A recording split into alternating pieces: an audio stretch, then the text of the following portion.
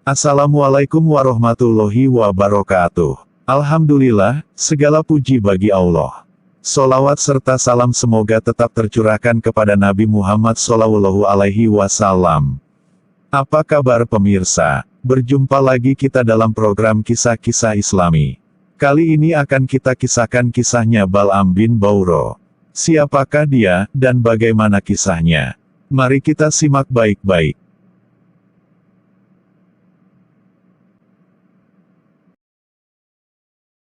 Di negeri Amalik, hiduplah Bal'am bin Bawrah, seorang hamba saleh yang mengetahui nama Allah yang agung.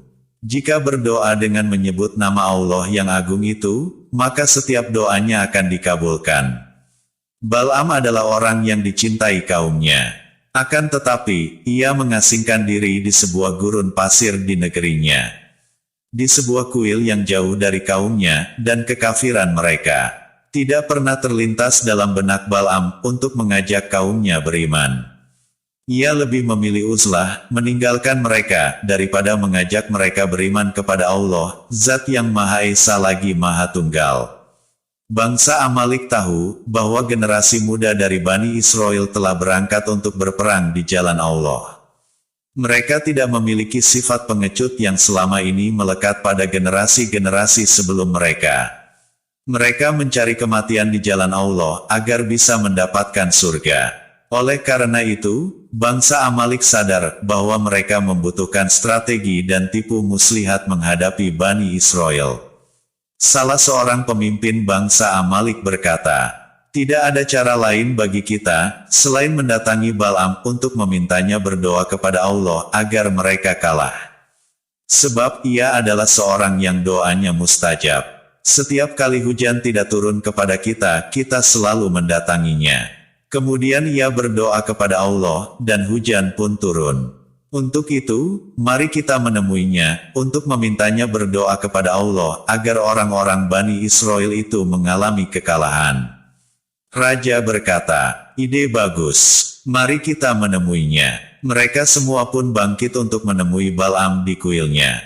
Akhirnya, Raja Amalik dan pasukannya sampai di kuil Bal'am. Bal'am berdiri menyambut kedatangan mereka. Raja Amalik berkata, "Keperluan kami datang kepadamu kali ini adalah agar engkau mau mendoakan kekalahan bagi pasukan Bani Israel." Bal'am pun segera menjawab, "Bagaimana mungkin? Komandan mereka seorang nabi, dan seorang nabi mempunyai kedudukan khusus di sisi Allah. Tidak, aku tidak bisa mendoakan keburukan bagi mereka."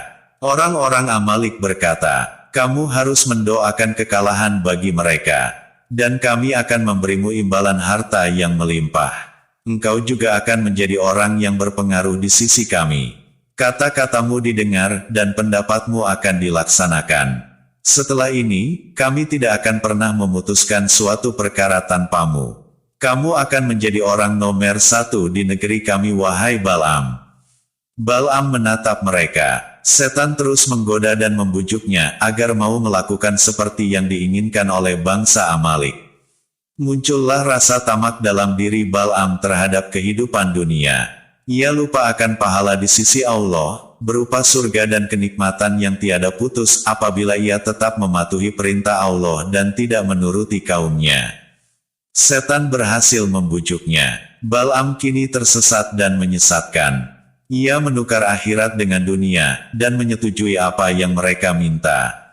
Ia kemudian menunggangi keledainya, dan berjalan ke arah kemah pasukan Bani Israel untuk mendoakan kehancuran bagi mereka. Akan tetapi, keledai yang ditungganginya itu tiba-tiba tidak mau berjalan, dan hanya diam di tempat. Bal'am memukul keledai itu dengan tongkatnya, hingga keledai itu bangkit dan berjalan. Namun, baru sebentar berjalan, keledai itu kembali diam di tempat. Bahkan, kali ini keledai itu menelungkup di tanah.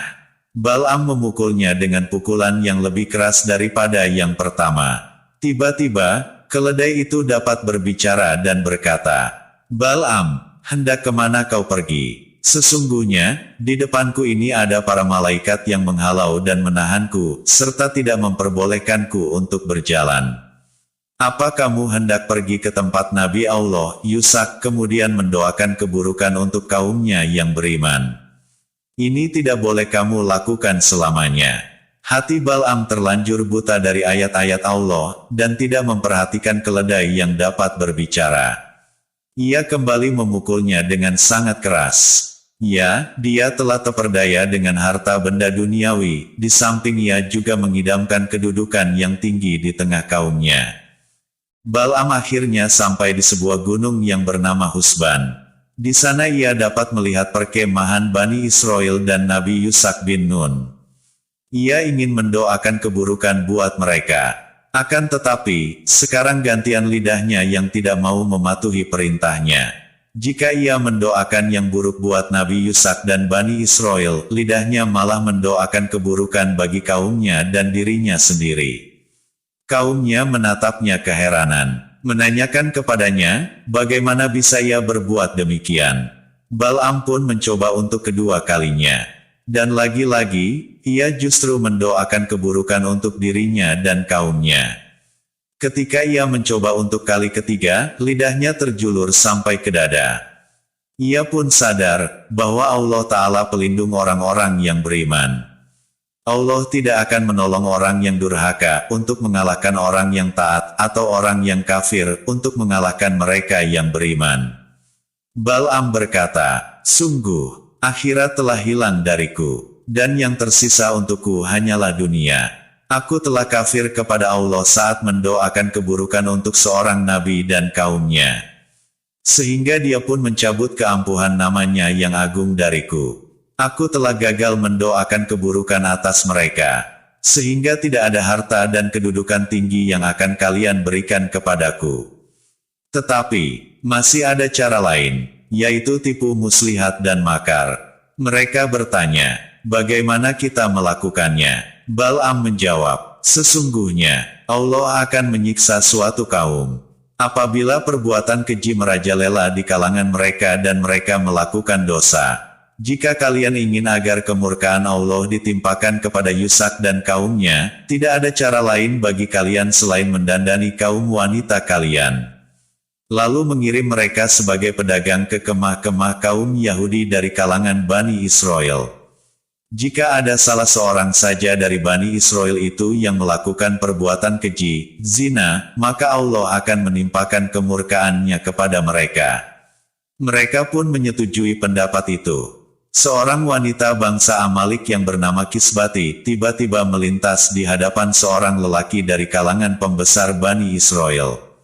Singkat cerita, ia kemudian berduaan dengan lelaki itu di dalam kemahnya hingga terjadi perbuatan keji perzinahan. Tak lama kemudian Allah menimpakan penyakit taun kepada Bani Israel. 70.000 orang Bani Israel meninggal dunia sebagai balasan atas terjadinya perbuatan keji di tengah mereka.